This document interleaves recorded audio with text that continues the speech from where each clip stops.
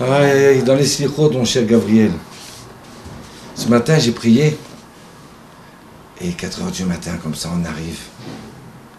Et le Chazan, il a commencé dans l'obscurité totale. On est rentré dans la synagogue. Et j'entends le Chazan.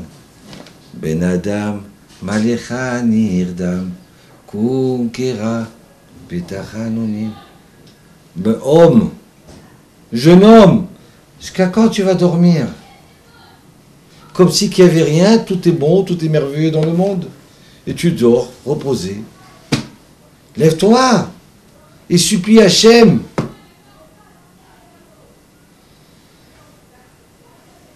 Tu sais, dans la vie, mon cher Gabriel, il y a marqué, David Ameller, il dit En Tzadik Ba'olam, She'aseh Tov Velo Echeta. Il n'y a pas de tzaddik dans le monde qui fait le bien et qui ne fait pas le mal. Tous on a fait des erreurs.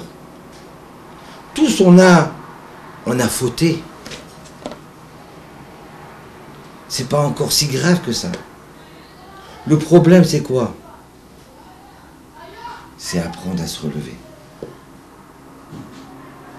Le Rav Chaikin, il disait une chose comme ça. Gabriel, écoute bien, c'était l'élève du Chafetz Chaim, Rosh Yeshiva d'Aix-les-Bains. Il dit comme ça, de tomber, c'est normal. On n'est pas des robots. Donc il disait comme ça, de tomber, c'est normal. De rester dans la boue, c'est animal. De rester, de stationner dans la faute, ça c'est animal. Hachem et Barar, il a donné des forces à l'homme de pouvoir se relever, de faire la tchouva, revenir vers Hachem. C'est ça le but. Ça nous arrive de s'éloigner, mais il faut savoir toujours revenir. Alors on a des défauts, c'est pas grave. On n'est pas venu dans ce monde-là parfait. Chacun vient avec des défauts et des qualités. Hachem, il a donné, peut-être à toi, d'être un enfant turbulent. Peut-être à moi d'être radin, de ne pas donner de tzedaka. À un autre d'être envieux, d'être jaloux. Et un autre qui a une mida extraordinaire, c'est quoi? C'est qu'il voit le bien dans tout. Il a un bon œil. Il est content de la joie des autres. Alors chacun est né avec ses armes. Maintenant, et ses défauts. Avec mes armes, avec mes défauts, je dois me battre. Avec cela, je dois me relever. Je ne dois pas rester dans la boue. Je vais vous raconter une histoire. Qu'il y avait un ivrogne. Il ne s'arrêtait pas de boire. Et tous les soirs, les enfants en pleurant, à 1h du matin, ils allaient le chercher. Il était jeté par terre, en train de sourire. Et ils prenaient leur papa avec le kavod.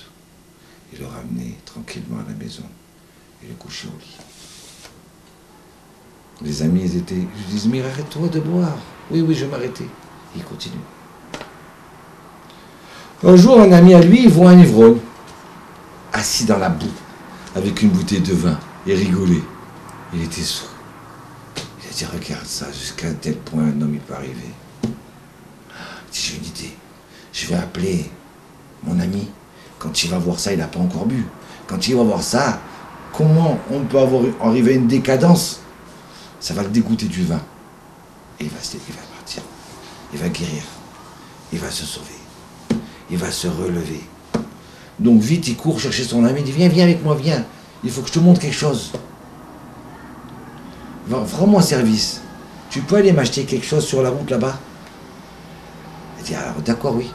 Alors il s'en va. Il dit, il va voir l'ivrogne, il va être dégoûté. 2 heures après, il passe. Cet ami-là. Et qu'est-ce qu'il voit? Je dis, mais qu'est-ce qui s'est passé? Il dit, tu sais ce qui s'est passé? Un autre ami lui raconte.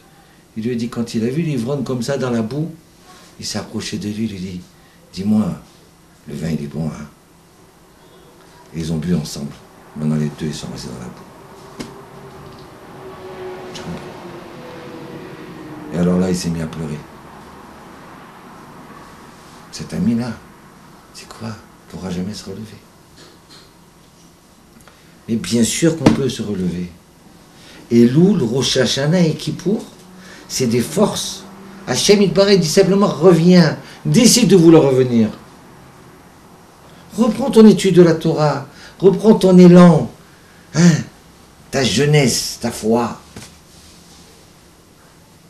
Et alors à ce moment-là, la force de Rosh Hashanah et Kippour, ils vont rentrer en toi. Cette force de la Torah, elle va t'en faire de toi plus un animal, mais un être humain, un homme, un Yehudi, un non-juif qui reste comme ça. Il n'a pas les ustensiles, il n'a pas les armes pour se battre peut-être. Mais nous on a les armes. Pour Hachem, on a Rosh Hashanah qui arrive. C'est vrai que ça fait peur. C'est pas grave, mais ça fait peur pour nous aider à relever. Tu comprends, Gabriel? Donc alors, mon cher Gabriel, c'est vrai qu'on a peur de Rosh Hashanah, comme on va être jugé. On a tous peur. Mais grâce à Dieu, étant donné qu'on est là, avec ces enfants-là, ces neshamot, ces bougies extraordinaires, cette yeshiva qui étudie la Torah, on a un Malit Yosher, on a un ange protecteur qui va dire du bien pour nous. C'est vrai qu'on a fauté, c'est vrai, mais on a une grande protection qu'avec l'aide de Dieu, va vous souhaiter et va prier pour vous une bonne année. Shana Tova Umetuka. Shana, une année de joie. Que se termine l'année avec ses malheurs et ses malédictions. Et que commence l'année pour vous, pour Israël, Beth Avraham, et pour tout le peuple d'Israël. Une année de bénédiction. Amen.